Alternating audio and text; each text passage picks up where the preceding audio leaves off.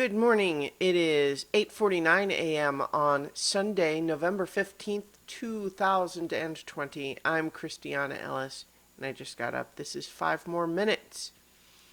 If you noticed any kind of a microscopic hitch in me saying I just got up, it's because I got a little bit distracted by re-listening to the So Many Levels Session 0, taking notes for it. And so I started listening to that a little bit and had to decide to put that on pause in order to do this video. And so technically I've been up for a little bit, but that was really sort of the first thing I got to this morning. I'm excited, looking forward to Tuesday. I'm still putting the finishing touches on exactly how I'm going to try to introduce the characters and the new conflict on session 1, but getting ready to begin a new campaign is very exciting, and I'm feeling good about it. I'm looking forward to it, and that's nice because, certainly I think, I think there's an interesting difference between anticipation and anxiety, and recognizing that those two things are not opposites, right? In many respects, there's kind of a spectrum of, anxiety would tend to be the it's interesting actually, just as a brief tangent, I remember growing up thinking of the word anxious as being a little bit more like maybe excited/impatient, right? If you're anxious for something, I always thought of that word as meaning like I'm excited for it. I want it to happen. I'm looking forward to it, but it isn't here yet, and I'm dealing with that. And I'm impatient. I'm excited, and I'm anticipating.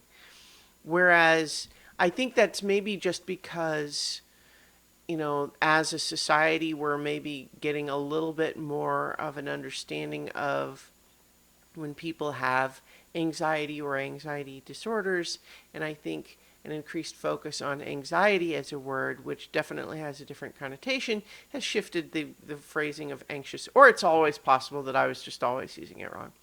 But now I think we would certainly say when someone has anxiety about something, it has a much more negative connotation, like you're looking ahead to something, but in a worrying or dreading way, or even just in an uncomfortable way, like you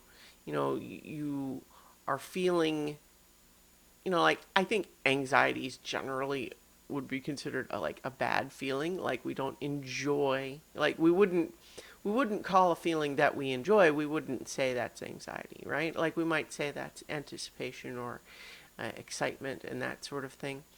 And I think though that it's true that we can have both feelings about the same thing, right?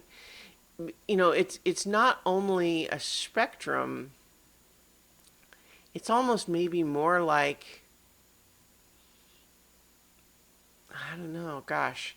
The two things are, see, I'm just imagining the visual metaphor here. Because if we wanted to just say it's a spectrum, we could say that it's like, we've got anxiety over here, pure anxiety where you're just literally dreading the terrible thing that's coming, or pure excitement where you are just so unbelievably ready for this thing to happen and it's going to be so great and you can't wait and it's exciting. Oh boy, oh boy, oh boy, right? And you could say that there could be a spectrum of anything in between those things. But I feel like that almost doesn't fully convey what happens, because you would imagine that the midpoint in that spectrum would be looking ahead to something and hoping it'll be good, but also fearing that it might be bad, right? But I feel like that does not really characterize the combination of feelings that we usually feel. Because I think what's actually true is that it's not a spectrum between anxiety and anticipation. It's literally two spectrums, right? You have, you know, one spectrum is your excitement of how much you are looking forward to something in a hopeful way, and excited by thinking about it, and ready to do it. And you can have a score where, one is like, I don't know, I don't think there's even really a theoretical maximum for that, right? But like the zero level of that score would be, something that you're just not even considering, right? You're not even thinking about this thing. Likewise, anxiety has a similar score where zero would be not even thinking about it. And then, high level would be just this feeling of like impending doom or dread about something.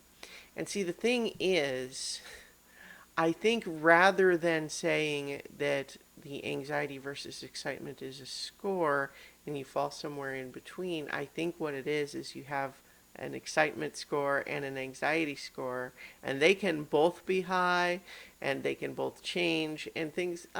So I don't know. I feel like I've talked about this bizarre analogy that I made up in my brain, but I think what it is that I think just your general stress level can also impact the balance there, right? Because if you are feeling stressed in general, then the prospect of starting something new and big might be more stressful, and you might have more anxiety about it, versus if you're in a pretty good space but you're looking ahead to something that might be more exciting, right? In any event, let me finish all of this discussion by saying that while I certainly understand being anxious, having anxiety about starting new things in this particular circumstance, I'm feeling pretty excited. All right, so I'll leave it there for today, and I will talk to you all tomorrow for 5 more minutes.